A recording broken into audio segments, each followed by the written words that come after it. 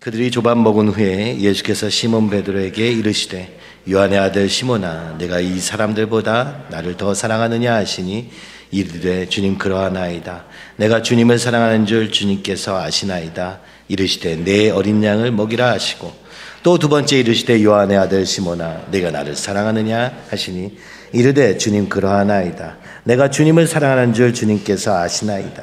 이르시되 내 양을 치라 하시고 세 번째 이르시되 요한의 아들 시몬아 내가 나를 사랑하느냐 하시니 주께서 세 번째 내가 나를 사랑하냐 하심으로 베드로가 근심하여 이르되 주님 모든 것을 아시오매 내가 주님을 사랑하는 줄을 주님께서 아시나이다.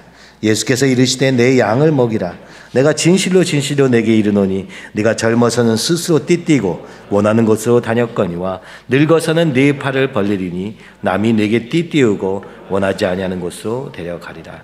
이 말씀을 하시면 베드로가 어떠한 죽음으로 하나님께 영광을 돌릴 것임을 가리키심이로라. 이 말씀을 하시고 베드로에게 이르시되 나를 따르라 하시니 베드로가 돌이켜 예수께서 사랑하시는 그 제자가 따르는 것을 보니 그는 만찬석에서 예수의 품에 의지하여 주님을 파는 자가 누구오이까 묻던 자라. 이에 베드로가 그를 보고 예수께 여짜오되 주님 이 사람은 어떻게 되겠사옵나이까? 예수께서 이르시되 내가 올 때까지 그를 머물게 할지라도 내게 무슨 상관이냐? 너는 나를 따르라 하시더라. 이 말씀이 형제들에게 나가서 그 제자는 죽지 아니겠다 하였으나 예수의 말씀은 그가 죽지 않겠다 하신 것이 아니라 내가 올 때까지 그를 머물게 하고자 할지라도 내게 무슨 상관이냐 하신 것이더라. 아멘. 하나님 아버지, 오늘 요한복음을 봅니다. 그 인생을 인도하셨던 주님과의 동행 속에서 그가 쓴 글을 봅니다. 그것은 단순히 혼자 생각해낸 어떤 이론도 아니요, 그의 삶 속에서 경험되어지고 그 경험한 것을 또 전하려고 남긴 것입니다. 주님, 우리의 영혼을 눈을 열어주셔서 오늘 우리의 인생이 어디로 가는지 깨닫게 하여 주시옵시고 무엇을 향해 가야 할지 아버지 진리를 찾지 못하는 가운데 있는 우리의 영혼을 예수님, 진리 되신 예수님을 볼 수 있는 은혜를 허락하여 주시옵소서. 예수님의 이름으로 기도하옵나이다. 아멘. 오늘 요한과 베드로라는 제목을 했는데요. 그림을 잘 찾아가지고 아까 장면을 보니까 그 처음에 본문을 얘기해주는 본문의 사진을 보니까 잘 표현되고 있는 것 같습니다. 요한과 베드로는 정말 다른 사람이기도 했고 같은 사람이기도 했습니다. 그렇죠? 그들은 예수님의 제자로서 교회를 세우는 중요한 역할을 감당했는데요. 근데 성격이 참 달랐습니다. 딱 봐도 누가 요한입니까? 왼쪽? 오른쪽? 왼쪽이죠. 그죠? 제가 보기에 왼쪽이니까 그쪽에서 보기에도 왼쪽이죠? 요한은 왼쪽, 오른쪽이 베드로입니다. 베드로는 다혈질의 사람입니다. 그냥 욱하고, 그죠? 말고의 길을 자르기까지 하는 그런 욱하는 마음이 있었으나 굉장히 또 순수한 부분이 있었다면은 요한은 저렇게 보는 것처럼 또 굉장히 부잣집의 아들이었다고도 하는데요. 그것은 정확치 않은 얘기지만 그는 굉장히 그죠? 권력을 추구하는 형이었습니다. 그죠? 그래서 자존심도 높고 그래가지고 또 이렇게 막 덤벼들지 않는 그런 사람이었다고 합니다. 그걸 그림으로 한번 표현한 것 같아요. 어찌됐든 이 두 사람은 무엇을 한 사람입니까? 예수님의 제자였습니다. 그리고 제자라는 말은 무엇이었습니까? 성경에서는 너무 분명합니다. 제자라는 얘기는 예수님을 따랐다는 얘기요. 예수님을 따른 결과는 교회를 세우는 역할을 하게 되었다는 것입니다. 요한과 베드로, 그죠? 그들은 예수님의 변화하시는 그 변화산 상에도 같이 있었던 자들입니다.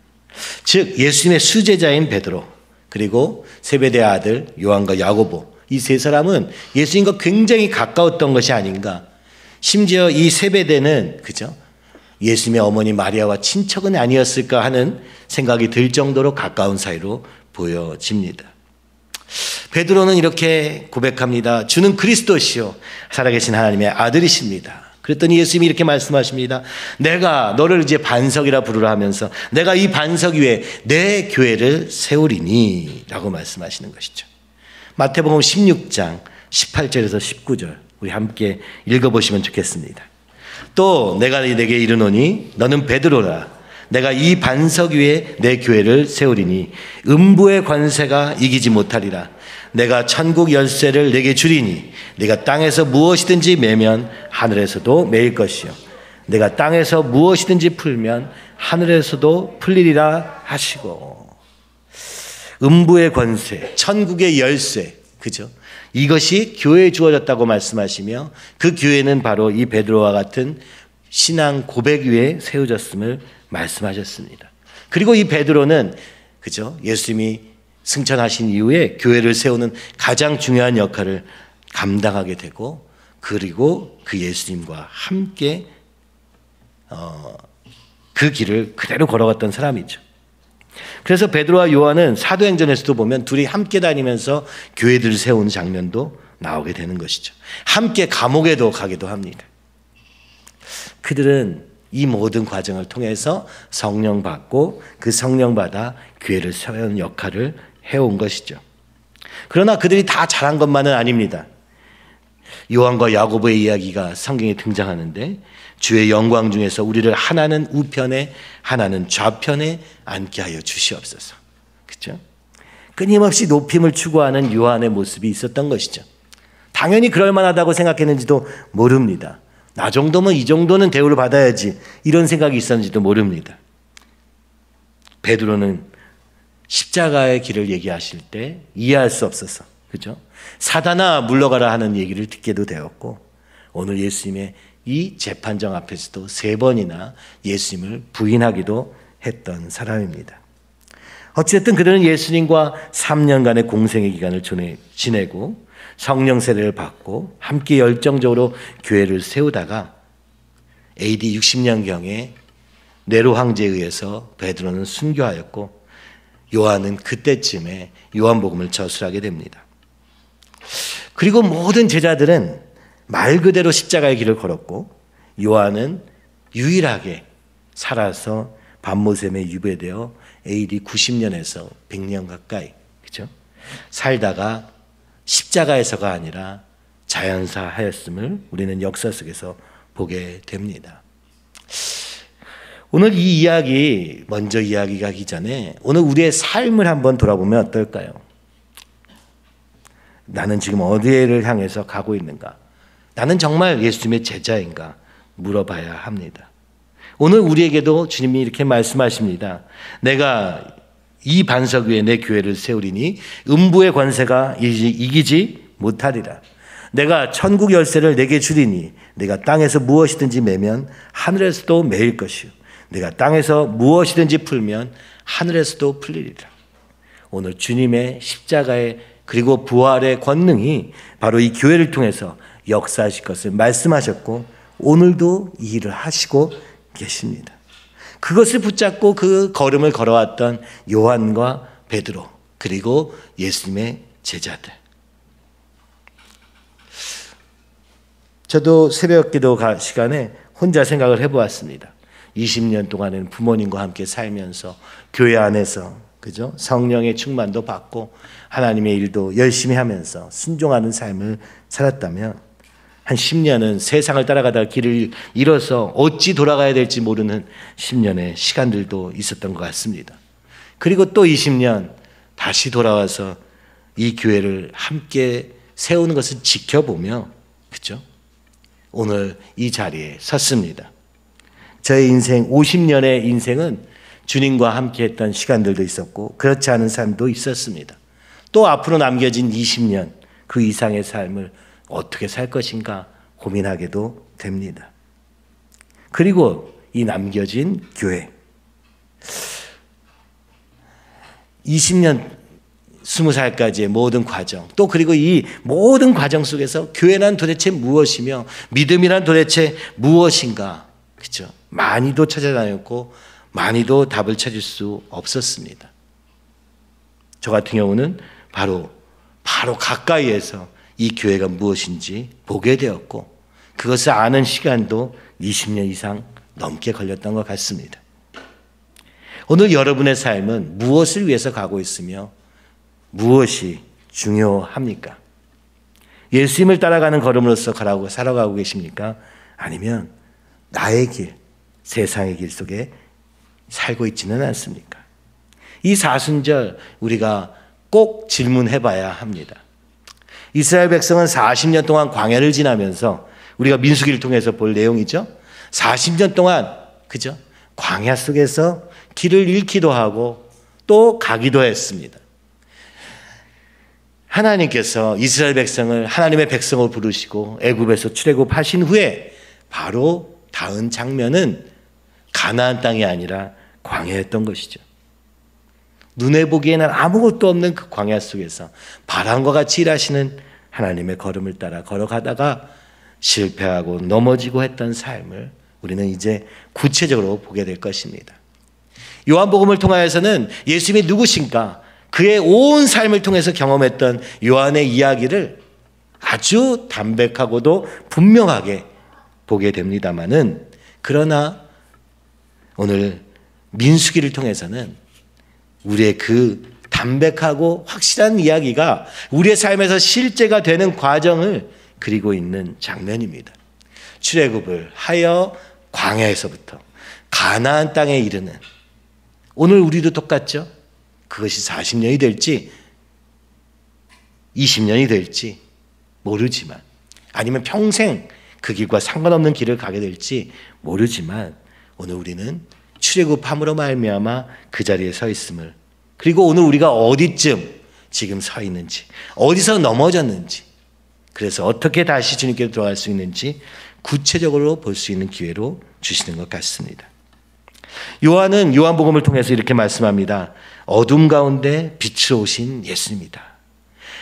예수님 없는 삶은 어둠일 뿐이었다라고 얘기하면서 그분은 생명의 떡이시요 세상의 빛이시요 양의 문이시요 선한 목자시요 부활과 생명이시요 길과 진리와 생명이시며 참 포도나무이심을 선언하며, 바로 이 얘기는 무슨 얘기냐? 예수님은 살아계신 하나님의 아들이심을 오늘 우리에게 선포합니다. 그 선포 앞에서 믿음으로 반응하는 자 영생에 이를 것이라 말씀하시며, 바로 이것을 위해서 지금 예수님은 십자가의 길을 걸어가고 계셨음을 뒤늦게 알았으나 오늘 그 예수님의 걸음과 예수님이 누구신가를 함께 보여주고 있는 것이죠. 그리고 이후에 보혜사 성령님을 보내셔서 함께 하시고 도우실 것도 말씀하셨습니다. 그러면서 요한의 이 마지막 장 20장 마지막에 보면은 31절에 이렇게 말씀합니다. 오직 이것을 기록하면 너희로 예수께서 하나님의 아들 그리스도이심을 믿게 하려 하며, 또 너희로 믿고 그 이름을 힘입어 생명을 얻게 하려 함이니라. 아멘.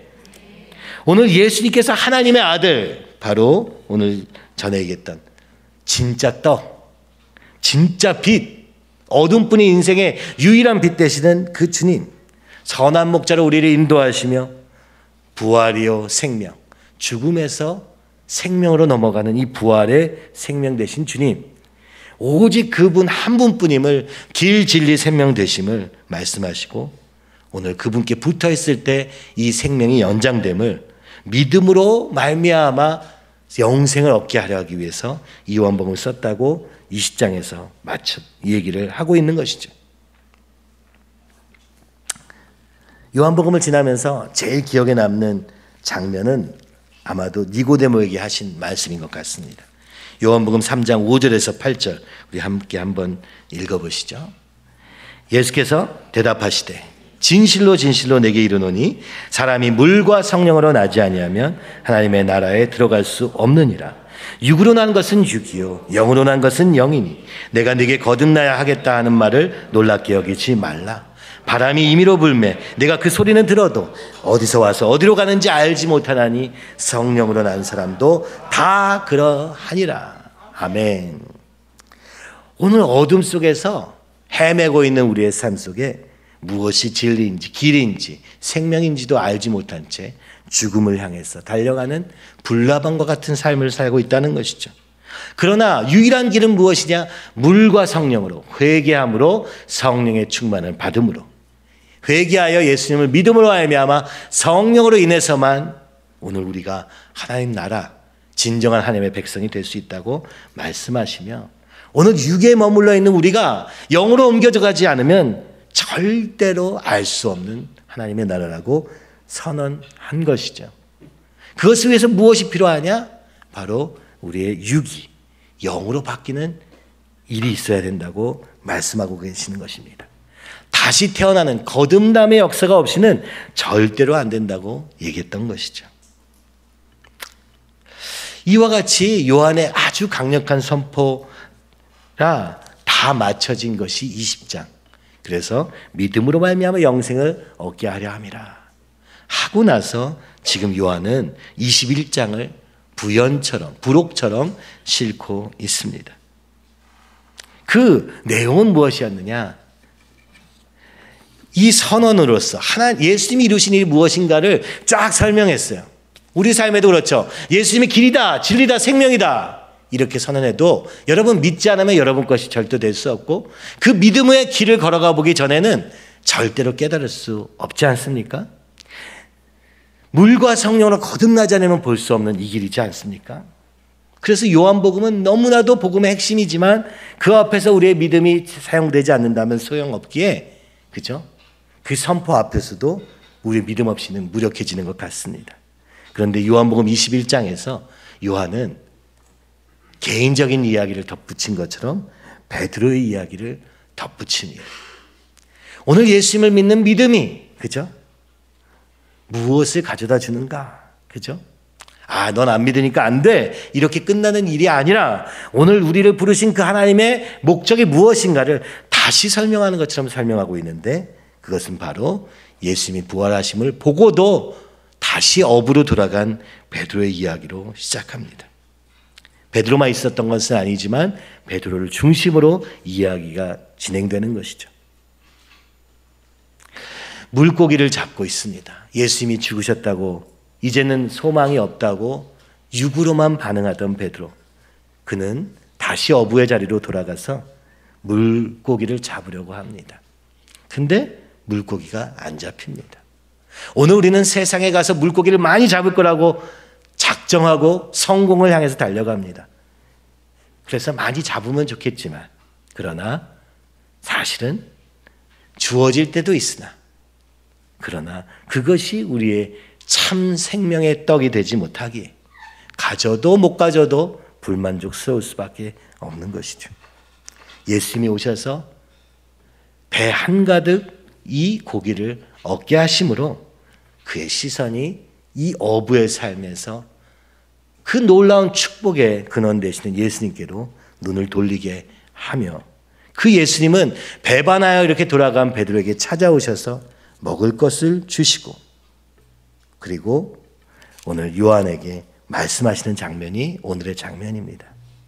그들이 조반을 먹은 후에 예수께서 시몬 베드로에게 이르시되, 요한의 아들 시몬아, 내가 이 사람들보다 더 사랑하느냐? 첫 번째 질문은 이 사람들보다 더 사랑하느냐? 여러분, 이 사람들보다 더 사랑하십니까? 이 상황보다 더 주님을 사랑하십니까? 이게 첫 번째 질문이었습니다. 그랬더니 주님 그러합니다. 그랬더니 내 어린 양을 먹이라. 두 번째 질문은 무엇입니까? 요한의 아들 시몬아, 네가 나를 사랑하느냐? 이번에는 그러합니다 외쳤더니 예수님이 내 양을 치라 말씀하십니다. 세 번째, 또 똑같은 질문하십니다. 요한의 아들 시몬아, 네가 나를 사랑하느냐? 세 번째 물으시니까 베드로가 근심하여 이릅니다. 그리고 주님, 제가 주님을 사랑하는 게 아시지 않습니까? 여기는 확신이 부족한 거죠. 내가 주님을 사랑한다라고 담대하게 말할 수 없어서 혹시 그렇지는 않은가 했는지도 모르겠습니다. 혹은 간절하게 주님께 주님, 저는 주님을 사랑합니다 했는지도 모르겠습니다. 어찌됐든 예수님은 내 양을 먹이라 말씀하십니다. 이 장면을 통해서 우리는 좀 생각해 봐야 될 게 있습니다. 예수님은 베드로에게 한 번에 세 번의 질문을 다 하셨지만 어쩌면 우리의 인생에는, 그렇죠? 길게 이 세 번이 다가온지도 모르겠습니다.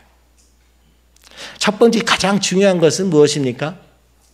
영어로는 이런 얘기가 있어요. 세컨드 찬스라는 말을 많이 씁니다. 한 사람이 뭔가를 시도하다가 실패했을 때 미국 사람들이 잘 쓰는 표현이 있어요. 너에게는 두 번째 기회가 있다. 다시 기회를 준다라는 의미예요. 근데 그 말은 두 번째까지는 기회를 주지만 세 번째는 기회가 없습니다. 근데 예수님은 지금 베드로에게 이제 세 번의 기회를 주십니다. 그것은 무슨 얘기입니까? 우리가 실패해도 주님은 다시 찾아오신다는 얘기입니다. 완전하게 찾아오시는 주님. 오늘 우리의 인생에서 여러분 좀 길게 생각해 보십시오. 한 번 넘어지셨습니까? 두 번 넘어지셨습니까? 혹은 세 번 넘어지셨습니까? 완전한 실패처럼 느껴지는 그 세 번의 실패라도 주님은 다시 찾아오셔서 말씀하시는 것이죠. 세 번 부인하고 부활의 주님이 무덤에 없는 것을 보고도 다시 자기에 돌아간 베드로지만 주님은 그에게 찾아오셨습니다. 우리에게 계속 기회를 주시는 예수님을 요한은 적고 싶었던 것 같습니다. 그리고 그것은 남의 얘기가 아니었습니다. 베드로와 요한, 이 두 사람의 관계 속에서 일어나는 것을 우리는 알 수 있죠. 둘이 경쟁했는지도 모릅니다. 누가 더 주님의 잘 따르는가, 누가 더 주님을 사랑하는가, 그런 경쟁을 했는지도 모릅니다. 그러나 그는 얘기하고 싶었던 것은, 오늘 우리에게 얘기하고 싶었던 것은, 베드로의 이야기를 통해서 우리에게 얘기하고 싶었던 것은, 너에게는 아직도 기회가 있다. 세 번의 끊임없이 찾아오시는 주님의 기회를 얘기하시는 것 같습니다. 근데 예수님이 오셔서 우리에게 뭘 했느냐, 뭘 할 수 있겠느냐, 뭘 버릴 것이냐 이렇게 물어보지 않으시고 질문은 딱 한 가지였습니다. 네가 나를 사랑하느냐. 오늘 믿음은 사랑이 동기가 되어야 됩니다. 사랑이 동기가 되어서 움직이는 것만이 믿음으로 하는 것입니다. 경쟁을 위해서 한 것, 그것은 주님의 믿음과는 상관없는 것입니다. 미움으로 한 것, 시기로 한 것, 질투로 한 것, 처음에 그렇게 시작할 수 있으나 그것이 우리의 동기라면 우리의 힘은 연약합니다. 믿는 사람의 힘의 원천은 탐욕도 아니요, 그죠? 뭔가 더 가져가려는 욕심도 아니요, 경쟁도 아니요, 딱 하나. 그럼에도 받아주시는 주님의 사랑을 깨달을 때만 가능함을 지금 베드로에게 얘기하시는 것이죠. 3년 동안 함께 했지만 그는 정말 주님을 사랑한다고 생각했으나 주님은 다시 묻습니다. 내가 나를 사랑하느냐. 그 사랑은 나를 죄에서 구원하신 사랑을 알기 때문에 사랑하는 것이죠. 주님이 내 병을 고쳐주셔서, 내가 부자 되게 해주셔서, 내가 원하는 대로 할 수 있게 돼서, 그것은 사랑이라고 말할 수 없는 것이죠. 그래서 이 사랑이 무슨 단어냐, 뭐 이런 걸 따지기도 합니다만 더 중요한 것은 이 사랑은 우리가 얘기하는 세상을 사랑하는 그 사랑을 얘기하는 것은 아닙니다. 주님을 사랑하는 사랑은 오직 나의 죄인됨을 깨닫는 데서부터 시작되는 것이죠.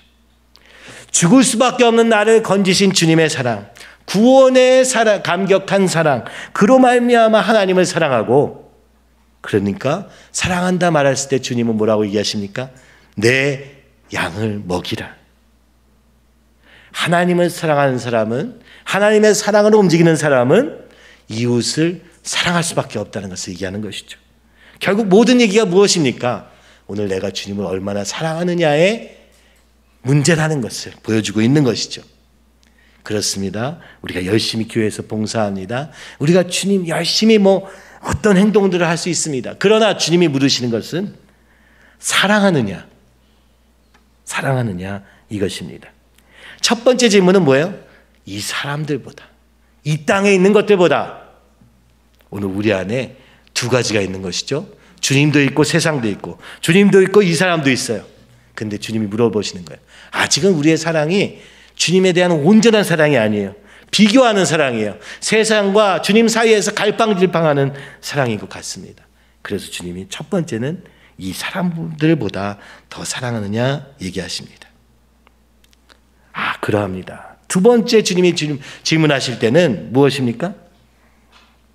그때는 질문이 다른 게 하나도 없어요. 근데 딱 한 가지가 다르죠. 내 양을 치라. 먹이라 했습니다. 첫 번째는, 그죠? 먹이라 했어요. 근데 두 번째는 치라 했습니다. 치는 것은 뭐냐면 이 가축을 키우는 걸 얘기하는 거예요. 그래서 치라라는 말도 되지만 돌보라라는 말도 되고요. 다스려라라는 말도 되는 것입니다. 이것은 이 다른 사람을 목회적 돌봄, 그러니까 그가 주님께로 갈 수 있도록 돌보는 걸 얘기하는 거예요. 그것은, 그죠? 때로는 치기도 하는 겁니다. 잘못된 길을 갈 때는 때로는 훈계를, 권면을 통해서라도 하는 것을 얘기하는 거예요. 그리고 여기서 또 중요한 건 뭡니까? 다스리는 것을 얘기합니다. 한 영혼을 주님에게까지 인도하는 걸 얘기하는 거예요. 이 양의 이야기는 요한복음 10장 27절에 보면 내 양은 내 음성을 들으며 나는 그들을 알며 그들은 나를 따르느니라. 양과 목자의 비유에서 가장 중요한 것은 그 양이 목자의 음성에 반응한다는 거예요. 눈이 안 좋으니까, 보이지가 않으니까 스스로 판단해서 무엇이 옳다 얘기하는 게 아니라 목자의 음성을 따라서 가는 것이죠. 내 눈이 안 보이는 걸 인정하는 것입니다. 그죠? 상황을 따라가는 게 아니라 음성을 듣고 하는 것입니다. 말씀에 대한 반응으로서의 이 얘기를 하는 거예요. 그러니까 이 두 번째는 무엇입니까? 우리가 그저 다른 사람을 사랑하니까, 그죠? 조금 불이웃 돕기 했다. 난 사랑했어. 이런 얘기가 아니라 한 영혼을 주님께로 인도하는 것을, 그 과정에서 있는 모든 수고와, 그죠? 그 과정에서 주님이 어떻게 나의 목자 되심을 깨달으며 또 한 영혼을, 우리 자녀를, 우리 남편을, 아내를, 내 친구를, 내 동료를, 또 내가 전혀 모르는 사람까지도 이 돌보는 것을 얘기하는 것이죠. 그렇죠? 그리고 세 번째는 근심하는, 그죠? 구원에 이르는 근심입니다. 거기까지도 했는데 주님이 묻습니다. 네가 나를 사랑하느냐? 완전한 사랑, 그죠? 온전히 주님밖에 없는 사랑을 근심하며 돌아보는 것이죠. 여기서는 내 확신을 하는 그런 대답이 아닙니다. 주님 어떻습니까? 하고 맡기는 것입니다. 그죠?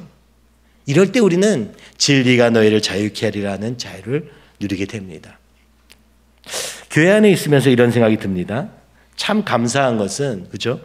여러분이 때로는 제 말을 듣기가 얼마나 힘들까 이런 생각도 듭니다. 그런데 들을 때 너무 감사합니다. 잘 표현도 해야 되겠고 어떻게든 어떻게 잘 들릴 수 있게도 제가 노력해야 되는 것은 분명하지만 요즘에는 이런 생각이 듭니다. 이 두 번째, 그죠? 주님이 앞에서 두 번째 이 질문 앞에서 나름대로 열심히 가려고 하는데 듣지 않는 사람은 어떻게 도와줄 수가 없더라고요. 주님이 지금 이 교회에 질서를 세우시는 과정이 있구나. 이것을 들을 자가 누군가를 찾게 됩니다. 감사하게도, 그죠? 여러분이 이것을 하나님의 음성으로 들으셔서 감사하고, 그것은 하나님이 붙여주신 이 내 양이구나, 주님의 양이시구나, 이것을 알게 되는 것이죠. 또 그 하나님의 음성을 듣기 위해서 나 혼자도 들을 수 있지만, 그죠? 근데 교회를 통해서 듣게 하시는 것. 오늘 어떤 사람들은 스스로 내가 주님의 음성을 듣는다 생각하며 교회를 우습게 생각하는 세대에 살고 있습니다. 여러분이 은혜 중에 있을 때는 잘 들릴지도 모르겠습니다만 나도 모르는데 함정에 빠져 길을 잃을 때 여러분은 절대로 나올 수 없습니다. 저도 그것을 몰랐습니다. 내가 어떻게 하면 주님이 더 은사를 많이 받고 더 은혜를 많이 받아서 알까 이렇게 생각했습니다. 근데 그것은 내 능력에 대한 얘기가 아니라 오늘 교회를 주신 목적이 두세 사람이 있는 곳에 나도 그들 중에 있느니라 말씀하시며 우리의 사랑방 안에서, 우리의 공동체 안에서 서로의 이야기를 들으면서 오늘 주님의 뜻이 무엇인가 분별할 수밖에 없는 어리석은 자리에 있다는 것을 보여주고 계시는 것이죠. 제 아무리 은사를 많이 받아도, 그렇죠? 틀릴 수 있는 것입니다.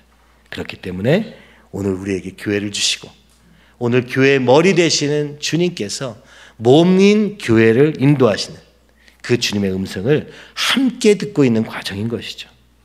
그런 의미에서 이 사순절에 우리 40일간의 기도는 중요합니다. 왜요? 함께 듣는 과정이니까. 주님이 얼마나 기뻐하시겠습니까? 나 혼자서 알아서 듣겠습니다 하는 그저 홀로 떨어진 양이 아니라 오늘 주님의 이 다스림 안에 있는 것이 너무너무 중요합니다. 어찌되었든 무슨 얘기입니까? 지금 예수님은 동시에 두 가지를 하고 계시는 것입니다.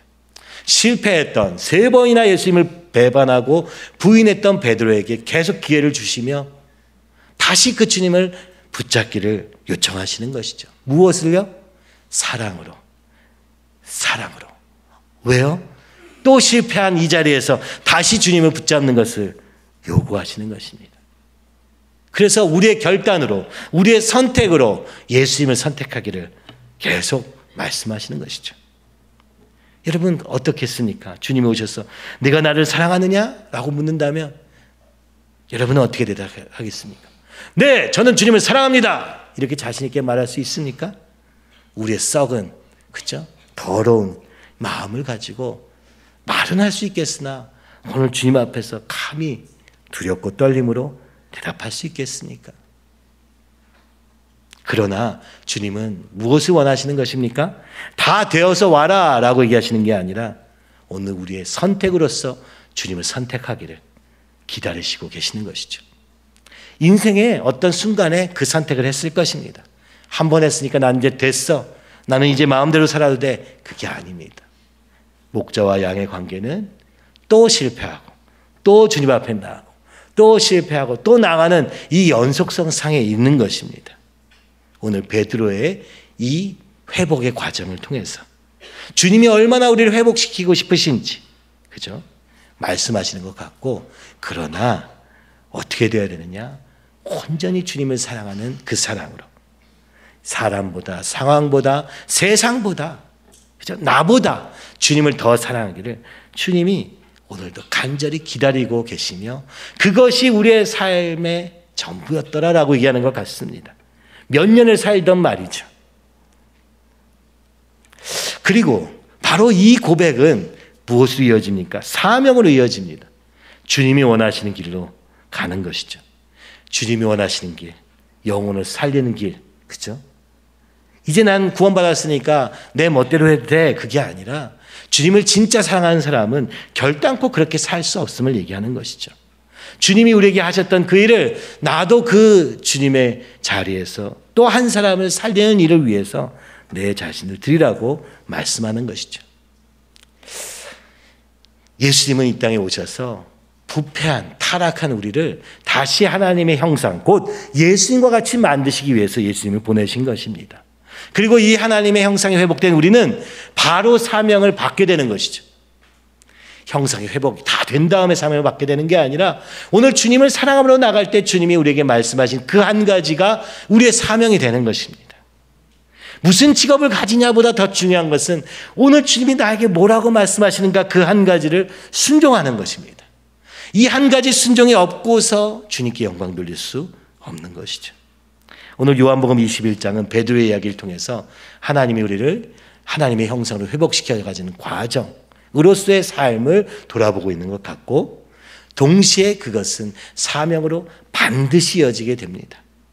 그리고 사실 이 사명은 오늘 내 양을 치라 하는 것처럼 이 교회 안에, 우리 가족 안에, 또 세상 가운데 길 잃은 영혼을 살리는, 그죠? 복음의 전파와 연결되어 있음을 보게 되는 것이고, 바로 이것이 베드로와 요한이 살았던 교회를 세우고 살리고 전하는 삶이었음을 보여주고 있는 것입니다. 하나님의 형상의 회복과 사명, 그것이 주님의 길을 따르는 제자의 모습이었음을, 비록 실패했지만 다시 일어나서 걸어가는 걸음임을 말씀하고 계시는 것입니다. 이렇게 3번의 질문 앞에서 회복되어 가는 이 베드로, 그러나 18절에 이렇게 말씀하십니다. 내가 진실로 진실로 내게 이르노니, 굉장히 중요한 말씀이라는 것입니다.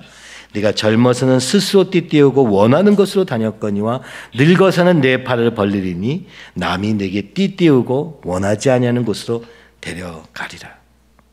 오늘 이 하나님의 형상이 회복되어지고 사명의 길을 가는 것의 끝, 목적지는 어디냐? 한마디로 십자가의 자리라고 말씀합니다. 십자가의 자리는 스스로 원하는 대로 가는 걸음이 아니라 주님이 가셨던 그곳에 서는 것이다 라고 말씀하는 것이죠. 우리는 태어나서, 그죠? 태어난 육체대로, 태어난 경험대로, 그죠? 삽니다. 내 욕망이 올라오면 그 욕망에 대해서 반응하죠. 내 감정이 올라오면 내 감정대로 반응하죠. 내가 생각이 올라오면 그 생각대로 삽니다. 한마디로, 요즘 제가 그런 생각 많이 하거든요. 한마디로 누가 뭐라고 하면 그거에 대한 즉각적인 반응의 삶을 살게 되는 거예요. 그게 자연적인 삶입니다. 그게 동물의 삶입니다. 배고프면 먹고 졸리면 자고. 근데 어떻게 사람이 되어갑니까? 이 반응뿐일 수밖에 없는 우리의 육체의 인생을 교육을 통해서 바꾸는 것이죠. 그래서 교육이 되게 중요하다고 말하는 것이죠. 그래서 반응을 바꿔가는 것이죠. 사람을 바꿔가는 교육. 이렇게 우리는 생각하는 것입니다. 그런데 요한복음은 그렇게 얘기하는 것이 아니라, 그래서 오늘 우리가 이 학교도 이 안에서 이 아이들의 생각과 감정의 길을 따라가는 그 자연스러운 세상 길을 멈추고 내 욕망과 욕심을 따라, 그죠? 가는 길을 멈추고 말씀의 길로 옮기려고 하는데 이게 쉽게 되는 게 아닙니다. 말로 되는 게 아닙니다. 교육으로 되는 게 아닙니다. 사실 요한복음 3장에서 얘기했던 것처럼 물과 성령으로 거듭나지 않으면 변화될 수 없습니다. 거꾸로 얘기하면 물과 성령으로 거듭내면 육이 영으로 변화되는 존재적인 변화가 생긴다고 하는 것이죠. 예수님을 믿음으로 말미암아, 그죠? 죄를 고백함으로 말미암아 성령이 부어질 때 우리는 완전히 새로운 인간이 된다고 말씀하시는 것이죠. 로마서 12장 1절에서 2절, 이 세대를 본받지 말고 마음을 새롭게 함으로 변화를 받아 하나님의 기뻐하시고 온전하시고, 그죠? 그 뜻이 무엇인지 분별하라. 그것이 어떻게 가능합니까? 요한복음 3장에 있었던 것과 같이 물과 성령으로 거듭나서 하나님 나라를 볼 수 있고 들어갈 수 있게 되는 존재로 바뀌는 것. 그죠? 그러니까 반응뿐인 인생을 교육을 통해서 바꿀 수 있습니다. 근데 그걸로도 사람은 근본적으로 변화되지 않습니다. 참 교회에 있으면서 교육 많이 받고 가진 게 많은 사람이 그럴듯하게 보여집니다. 그래서 스스로 높이고 나는 괜찮은 사람이야 이렇게 생각합니다. 근데 그것은 딱 니고데모만큼밖에 변화가 있을 수 없습니다. 근데 어떤 사람은 참, 그죠? 교육도 못 받고 아는 것도 별로 없고, 그죠? 그런데도 주님을 너무 사랑해가지고 영이 변화되어서 변화를 보이는 사람들이 있습니다. 겉으로는 잘 안 보이지만 마음의 변화를 통해서 차근차근 그의 삶 속에서 진정한 변화가 일어나는 것도 보게 됩니다. 오늘 우리가 바라는 것은, 그죠? 기대하는 것은, 주님 안에서 바라는 것은 육적인 모양의 변화가 아니라 육이 영으로 바뀌는 거듭나는 역사인 줄 믿습니다. 이것이 너무너무 중요합니다. 그렇죠? 그것이 어떤 길을 가느냐? 바로 십자가의 길이라고 얘기하는 것입니다. 오늘 주님을 사랑하고 주님의 말씀을 따라 맡겨진 것을 감당하면서 가다가 결국의 길이 어디냐? 나를 따르라 하시니. 이 말씀을 하시면 베드로가 어떠한 죽음으로 하나님께 영광 돌릴 것을 가르치심이로라. 이 말씀을 하시고 베드로에게 이르시되 나를 따르라. 예수님이 말씀하시는 거예요. 베드로야, 네가 지금까지는 네 멋대로 살았지, 그렇지? 네가 하고 싶은 대로 했지. 말고 얘기도 자르고 막, 그죠? 근데 이제 네가 네 팔을 벌리리니 십자가에서 온전히 그 주님의 걸음을 따르게 될 것을 말씀하시며 나를 따르라 이렇게 말씀하셨다는 거예요. 지금 이것은 요한이 기억해낸 것이죠. 아, 그때 하신 말씀이 이런 얘기였구나. 그 사건을 기억해낸 것입니다. 그죠? 그때 예수님이 부활하시고 찾아오셔서 3번 질문하시고 하셨던 얘기, 그리고 그가 영광스럽게도 십자가의 길에 서게 될 것을 말씀하셨다는 것을 요한이 지금 얘기하는 것입니다. 우리의 생각에 십자가의 걸음은 너무 힘들고 어려운 길이라고만 생각합니다마는, 그러나 오늘 주님은 이것을 영광스러운 길이라고 말씀하시죠. 왜요? 나를 따르는 제자의 길이라고 말씀하니까. 예수님의 따르는 길, 곧 하나님의 형상이 온전하게 회복되길, 그 길은 오직 십자가의 길밖에 없다고 말씀하시며, 그러나 너는 지금까지 3번 부인하고 이렇게 실패했으나 결국에는 이루리라. 결국에는 네가 예수님과 같이 되리라. 나와 같이 되리라. 이렇게 말씀하고 계시는 거예요. 이것을 지금 요한이 베드로가 죽은 후에, 그죠? 십자가에서 사명을 다한 후에 적고 있는 것입니다. 그렇죠? 그래서 여기서 뒤에 보니까 되게 재밌어요. 이 얘기를 하고 나서, 그죠? 베드로가 그때 요한을 딱 쳐다보면서 얘기한 거야. 그렇죠? 요한은 이것도 굉장히 재밌게 씁니다. 예수께서 사랑하시는 그 제자가 따르는 것을 보니 딱 베드로에게 너가 십자가의 길을 해서 나를 따르게 될 것이다 말씀하는 그 순간에 저기서 예수님 곁에 딱 붙어있는 나를 보았다는 것이죠. 그러면서 예수님의 품에 의지하여서 누가 예수님을 팔 것입니까? 말했던 그 자, 바로 나입니다. 자신의 추억과 기억 속에서 굉장히 간절하고, 그죠? 굉장히 회상 속에서 지금 붙고 있는 것이죠. 그때 베드로가 그를 보고 예수님께 묻습니다. 주님, 이 사람은 어떻게 되겠사옵나이까? 요한은 어떻게 되는데요? 라고 본 거예요. 얼마나 둘이 경쟁하고 있었는지 느껴지지 않습니까? 또 친했는지 느껴지지 않습니까? 그때 예수님께서 내가 올 때까지 그를 머물게 하고자 할지라도 내게 무슨 상관이냐 하면서 너는 나를 따르라. 베드로야, 너는 다른 사람 보지 말고 나만 따르라. 이렇게 얘기하시는 거예요. 오늘 우리 교회의 걸음도 마찬가지입니다. 옆에 있는 사람 신경 쓰고 눈치 보면서 가는 우리의 삶이 아니라 주님만 따르는 저와 여러분이 되기를 간절히 소원합니다. 주님 앞에서 반응하는 것밖에 안 남는다 얘기하는 거예요. 근데 사실 이 얘기가 요한이 살아남을 것을 아셨구나. 요한은 지금 생각하는 거예요. 그렇죠? 나는 살았는데 베드로는 죽었다. 이 정도 얘기는 아니죠. 아마도 요한도 그들과 같이, 그죠? 12명의 제자 중에 유일하게 자연사한 그 걸음 말고 끝까지 십자가의 길을 걸어가고 싶었는지도 모르겠습니다. 그러나 하나님의 뜻대로 그를 남기시고 반모섬에서 요한계시록을 쓰게 하시기 위해서 그의 사명을 따라 그에게 남겨진 그 다른 걸음. 그러나 보라, 베드로가 얼마나 연약하였으나 얼마나 놀랍게 온전히 이루고 자기의 사명을 다하고 갔는가. 예수님과 같은 걸음을 걸었는가. 아마 스스로에게도 얘기하며 우리에게도 얘기하고 싶으셨던 것은 아닐까 하는 생각이 들었습니다. CWVFF 이 상황을 통해서 미국 사람들이 본 것이 도대체 무엇입니까? 처음 보자마자 놀랐던 것은 이 순교의 삶을 두려워하지 않는 교회의 모습이었습니다. 요한복음 12장 24절 내가 진실로 진실로 너에게 이르노니 한 알의 밀이 땅에 떨어져 죽지 아니하면 한 알 그대로 있고 죽으면 많은 열매를 맺느니라. 오늘 이 사실은 진리입니다.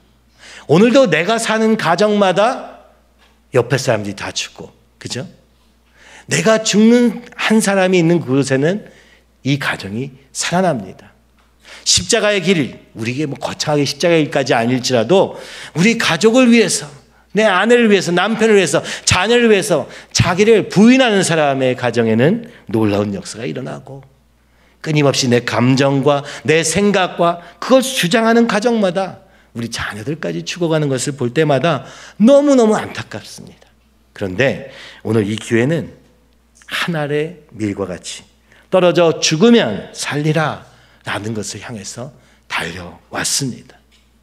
오늘 이것이 이 교회의 정체성입니다. 살고자 하는 것이 아니라 죽고자 하는 것. 미국에 갔을 때도 다큐멘터리를 찍기 위해서 갔을 때 인터뷰를 막 하는 거예요. 그래서 저하고 그죠? 김명민한테 물어보고 애들한테도 막 묻습니다. 근데 우리가 한결같이 대답하는 거예요. 내가 주를 위해서 죽겠습니다. 그랬더니 그들이 그것 때문에 놀랐다는 걸 나중에 알았지만, 근데 그 다큐멘터리를 만드는 사람, 우리 감독님의 입장에서는 너무 재미가 없는 거예요. 왜 정답만 말하냐 이러는 거예요.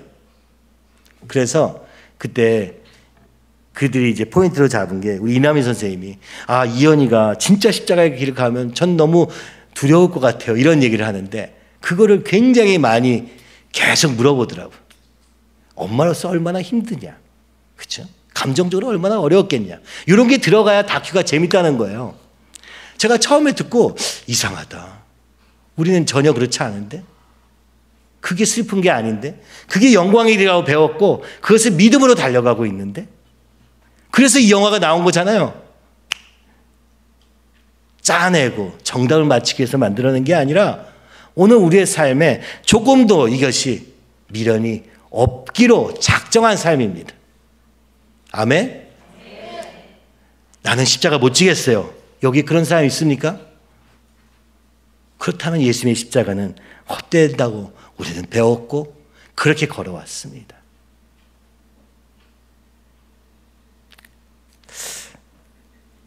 그래서 참 놀라운 일이 벌어진 거죠. 인터뷰를 정말 많이 했거든요. 다큐멘터리 보면 별로 안 나오고 중요 부위에 그저 결론 부분에만 잘 등장하더라고요. 제 얘기가. 내가 믿음으로 고백하고 오늘도 그것이 나의 삶이 되기 위해서 사는 이 걸음은 정답으로 비춰지고, 그렇죠? 우리 아이들이 겨우 일어나서 막 아침에 막 침 싸고 막 이런 것들 보여지는 게 더 중요하다고 생각되면서 참 어렵구나. 그래서 어느 순간 알아서 하십시오. 제가 맡겼습니다. 그들이 이것이 이해되지 않는다는 거예요. 어떻게 순교의 삶을 생각할 수 있냐는 거예요. 아이들이 어떻게 이것을 위해서 살 수 있다는 거냐. 이 질문을 계속하는 거예요. 어떻게? 우리의 답은 이번에도 뻔했습니다. 말씀대로 살기로 작정하면 가능합니다. 이러이러해서 저러저러 해가지고 되는 게 아니고 말씀으로 살기로 작정하면 됩니다. 성령 받으면 됩니다. 이게 우리의 궁극적인 답이고 이게 성경의 답인데 미국 사람들이 계속 질문합니다. 그런데 우리는 그게 안 돼요.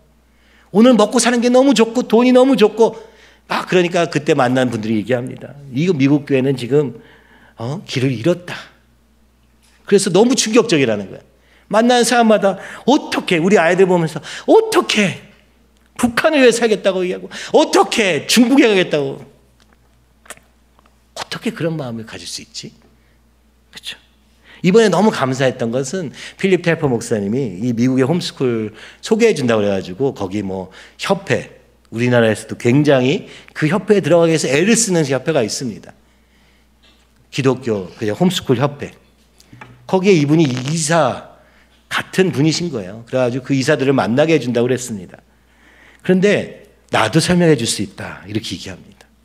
그래서 제가 그래서 그러면 그분 보고 만나라. 다른 사람 말고 본인이 하고 싶은 얘기가 있으신 것 같으니까 그분의 얘기를 들어봐라 했는데 그분이 그런 얘기를 합니다. 하나님의 사람은 교육으로 되는 게 아닙니다. 홈스쿨로 되는 게 아닙니다. 믿음으로 되는 겁니다.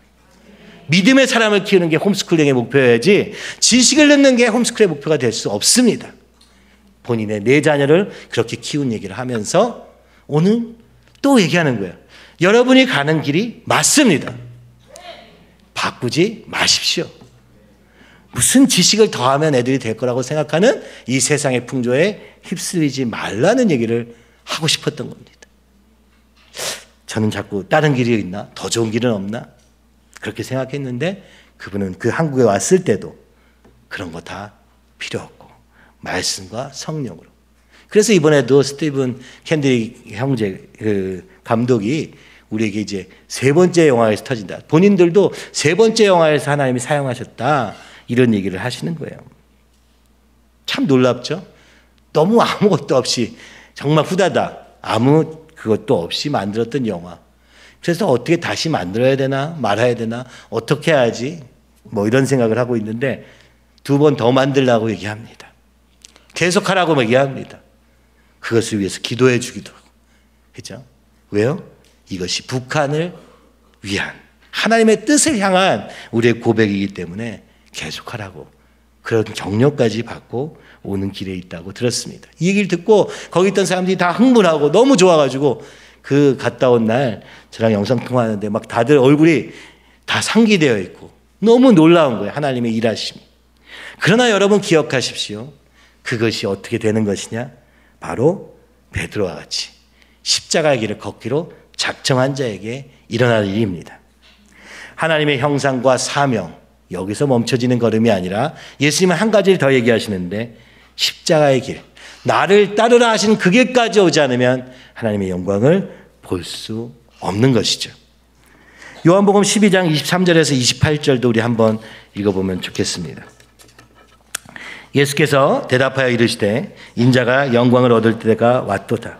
내가 진실로 진실로 너희에게 이르노니 한 알의 밀이 땅에 떨어져 죽지 아니하면 한 알 그대로 있고 죽으면 많은 열매를 맺느니라. 자기의 생명을 사랑하는 자는 잃어버릴 것이요 이 세상에서 자기의 생명을 미워하는 자는 영생하도록 보존하리라. 사람이 나를 섬기려면 나를 따르라. 나 있는 곳에 나를 섬기는 자도 거기 있으리니 사람이 나를 섬기면 내 아버지께서 그를 귀히 여기시리라. 지금 내 마음이 괴로우니 무슨 말을 하리요? 아버지여 나를 구원하여 이 때를 면하게 하여 주옵소서. 그러나 내가 이를 위하여 이 때에 왔나이다. 아버지여 아버지의 이름을 영광스럽게 하옵소서 하시니 이에 하늘에서 소리가 나서 이르되 내가 이미 영광스럽게 하였고 또다시 영광스럽게 하리라 하시니. 요한복음 12장 24절의 말씀은 그래 죽어야 되는구나. 한 알이 미리 썩어져 죽으면 되는구나. 이렇게 생각하는 우리의 생각과는 전혀 다른 본문에 있습니다. 바로 이것은 예수님께서 십자가에서 죽으실 것을 말씀하면서 하신 말씀입니다. 바로 이 한 알의 밀은 예수님이셨던 것입니다. 그렇죠? 그래서 오늘 하나님의 형상의 회복은 어디에 있느냐? 내 생명을 사랑한 자는 그 영생을 잃어버릴 것이요. 그렇죠? 자기의 생명을 미워하고 자기를 부인하며 가는 걸음은 영생하도록 보존하리라. 오늘 우리의 육체의 삶은 죽이고 오늘 영으로 거듭나는 삶을 붙잡는 삶, 이것이 너무 중요하다고 말씀하시면서 예수님의 이 죽으심과 부활의 의미가 오늘 우리도 죽고 사는 그 일과 연결되어 있음을 말씀하십니다. 근데 되게 놀라운 것은 26절이죠. 사람이 나를 섬기려면 나를 따르라. 베드로에게 하셨던 말씀, 나를 따르라. 십자가의 길까지 걸어가는 자만이 이 놀라운 이후의 얘기가 너의 삶에 이루어진다. 오늘 십자가의 길을 걸어가신 예수님은 그죠?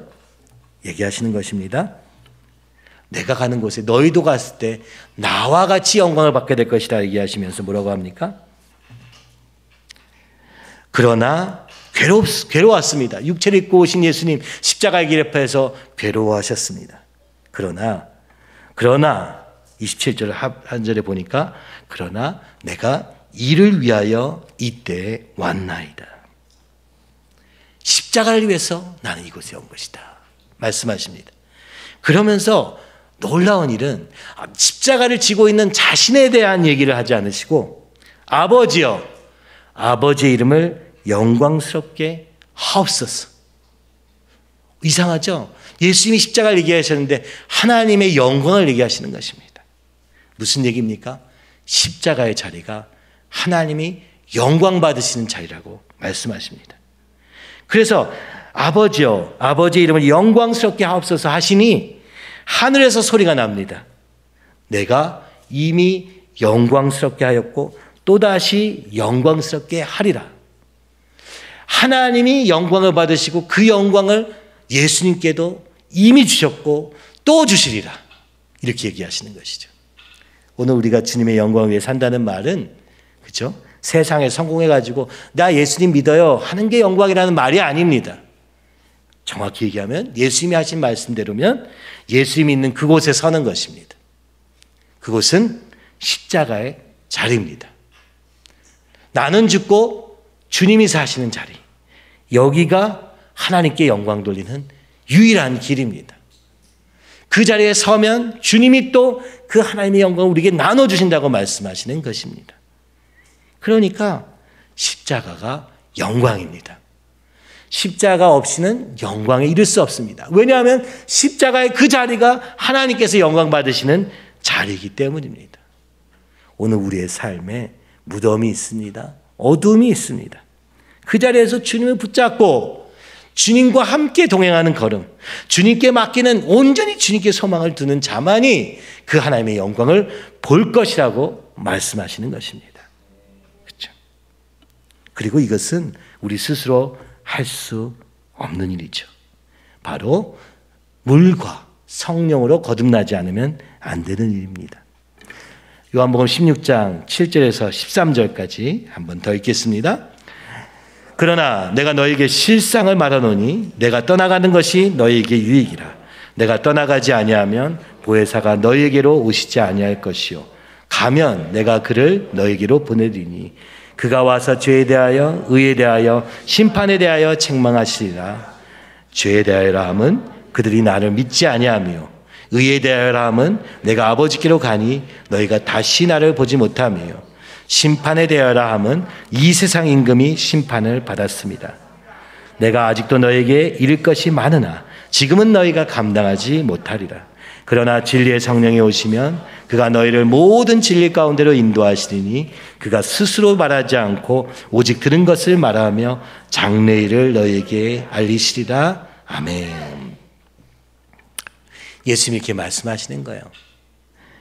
주님이 죽으시고 부활하셔서 그렇죠? 승천하시고 그리고 나서야 보혜사 성령님이 오실 거라고 말씀하시면서 그 성령님이 오시는 일이 세 가지라고 얘기합니다. 오늘 우리에게 주님이 하시고자 하는 세 가지 일입니다. 첫 번째는 죄에 대하여. 즉 오늘 내가 죽을 수밖에 없는 자리에 있다는 것을 깨닫지 못하는 우리에게 너는 죽을 자리에 있다는 것을 깨닫게 하시는 분이 성령님이시라는 것입니다. 우리 육으로 사는데 뭐가 부족해요? 뭐가 문제예요? 아무 문제 없어요. 우리의 눈이 육으로는 아무 문제 없습니다. 그러나 성령께서 오시면 그들이 나를 믿지 아니하며 하나님과 상관없이 없는 삶을 결과로서 죄는 뭐예요? 하나님 떠난 거니까 하나님이 떠난 모습을 드러내시는 것이 성령께서 하실 일이라고 말씀합니다. 오늘 성령의 역사하는 교회 안에는 죄가 드러날 수밖에 없습니다. 하나님을 믿지 않는 그 믿지 않음을 그대로 놔둘 수 없습니다. 왜? 이 보혜사께서 하시는 일이 죄에 대하여 드러내시는 것이 첫 번째이기 때문입니다. 먼저 우리가 죄인됨을 드러내시는 것입니다. 오늘 내가 하나님을 떠난 자리를 보여주시는 것입니다. 너무너무 중요한 것입니다.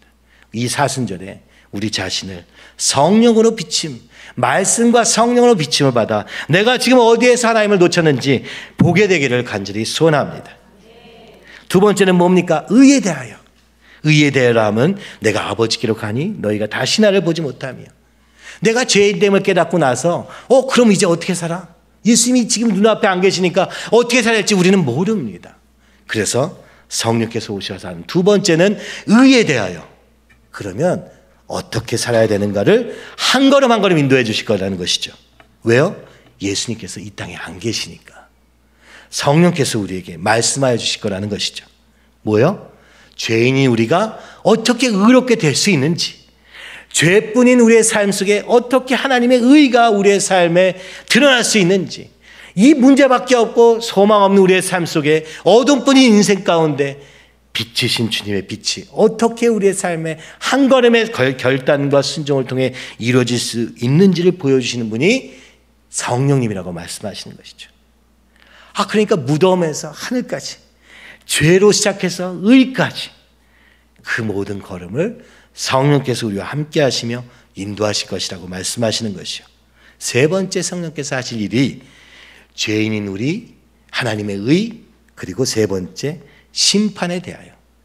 그러나 이 땅은 전혀 하나님의 의와 상관없는, 그렇죠? 오히려 공중권세 잡은 자의 놀이터와 같은 죄와 사망이 역사하는 땅임을 보게 할 것이다. 이 땅에 소망을 두는 미련한 그런 짓은 하지 못하도록 깨닫게 하실 것이다. 어떻게 해요? 먼저 죄에 대해 깨달으니까. 그리고 하나님의 의로우심에 대해 보고 나니까 여기에 소망을 둘 데가 없는 겁니다. 이 세상은 그저 심판받을 세상뿐이라는 것을 깨닫게 되게 하는 것이 바로 이 보혜사 성령께서 하실 것인데, 근데 지금은 더 이상 설명해봐야 네가 아무것도 이해할 수 없으니 진리의 성령이 오시면 그가 너희를 진리 가운데로 인도하실 것이다. 그죠? 그가 스스로 말하지 않고 오직 들은 것을 말하며 장래일을 너희에게 알리시리라. 이렇게 말씀하시는 것이죠. 요한은 지금 베드로와 함께 그죠? 주님과 3년의 공생애를 살았습니다. 그러나 그는 그것이 무슨 얘기인지 알지 못했어요. 성령을 받고 나서야 그가 깨닫는 것입니다. 내가 어느 자리에서 구원받은 것인지. 그죠? 그리고 그 하나님이 어떤 하나님의 의로서 우리 가운데 거룩을 향해 달려가게 하시는 것인지. 그리고 이 세상은 그죠? 오직 죄로 말미암아 죽을 수밖에 없고 심판받을 수밖에 없는 세상이므로 오늘 이 땅에 살지만 하늘 소망을 가지고 주님이 다시 오심으로 이루어질 하나님 나라를 소망하며 오늘 이 자리에서 나의 죄와 그죠? 우리 가정의 죄와 그리고 이 세상의 죄와 말씀으로 싸우며 끊임없이 우리 안에 올라오는 하나님으로부터 자유하기 원하는 육과 죄로부터 자유하기 원하는 영의 싸움 속에 있음을 말씀하시는 것이요. 이 죄와의 싸움을 통하여 회복된 하나님의 형상, 곧 예수님과 같은 모습으로 사명을 이루며 그 예수님과 함께 십자가의 길까지 걸어가서 온전한 승리가 우리의 삶에 임하는 것을 오직 바라는 그런 삶이 될 것이라고 말씀하고 있는 것이죠. 요한복음 참 할 얘기도 많고 그죠? 너무나도 주님께서 우리에게 말씀하시는 것이 많지만 딱 한 가지 오늘 저는 이 자리에서 이런 생각을 해봅니다. 지나간 20년 동안 보고 함께 세웠던 걸음, 그러나 그것이 무엇인지 희미하게 보였고 분명하게 보이지 않았습니다. 왜 이렇게 죄에 대해서 얘기해야 되는지 잘 몰랐습니다. 왜 거룩을 사모해야 되는지 몰랐습니다. 왜 세상을, 우리 안에 있는 세상이 얼마나 더러운지 몰랐습니다. 그러나 교회 안에서 죽어가는 사람들을 보며 또 살아나는 사람들을 보며 오늘 무엇을 주님이 이 가운데서 눈에 보이지 않게 하고 계시는지, 여전히 육으로는 모자란 모습이라 할지라도 영으로 살아나는 것을 보게 하시고 그 눈을 열어주셔서 오늘 우리를 부르신 이유가 무엇인지 날마다 보여주고 계십니다. 여러분, 그 음성을 듣게 되기를 간절히 소원합니다. 오늘 내가 스스로 알겠다 하는 자는 알 수 없을 것입니다. 20년의 시간은 필요할 것입니다. 그러나 오늘 주님을 부인하는 자리에 있었더라도 다시 주님 앞에 돌아와 겸손하게 무릎 꿇고 죄에 대하여, 의에 대하여, 그리고 심판에 대하여 말씀하시는 그 주님 앞에서 오늘 이 사순절의 기간에 나는 죽고 주님이 사시는 놀라운 역사가 있기를 간절히 소원합니다. 요한복음은 지금 선포에 가깝습니다. 그러나 민수기, 오늘부터 시작되는 민수기는 오늘 우리의 삶 속에 구체적으로 나타나는 불신앙과 잘못된 선택을 이스라엘이 했던 그 모습을 보여주면서 우리에게 말씀하시고자 하는 것입니다. 여기까지 가야 된다 먼저 말씀하시고 오늘 우리에게 지금 그렇지 못한 모습을 죄에 대하여, 의에 대하여, 심판에 대하여 말씀하시는 주님을 여러분 만나시기 바랍니다. 그래서 오늘부터 시작하는 민수기, 이 말씀은 오늘 우리 각자에게 어디서 놓쳤는지, 어디서 주님의 사랑을 놓쳤는지 보여주시고 더 가게 하시며 그 사랑으로 말미암아 사명을 회복하고 십자가의 길까지 걸어가는 그런 우리가 되기를 주님이 바라시고 인도하시는 줄 믿습니다. 이 시간 우리 같이 기도할 때 같이 기도했으면 좋겠고요. 이 사순절 이 특별 새벽 기도 제목이 나왔습니다. 그죠? 여러분 이것을 놓고 주님이 어떻게 말씀하셨는지도 많이 여기다 넣었습니다. 하나하나 읽으시면서 여러분의 기도가 될 때까지 함께 기도하시고 한국교회와 또 이 새 시대를 향한 기도까지 함께 하셨으면 좋겠고 해외교회와 우리 다음 세대와 또 이 모든 그 기도 제목들을 우리 함께 주님께 드림으로 주님이 기뻐하시는 걸음이 분명해지는 우리의 걸음이 되기를 간절히 소원합니다.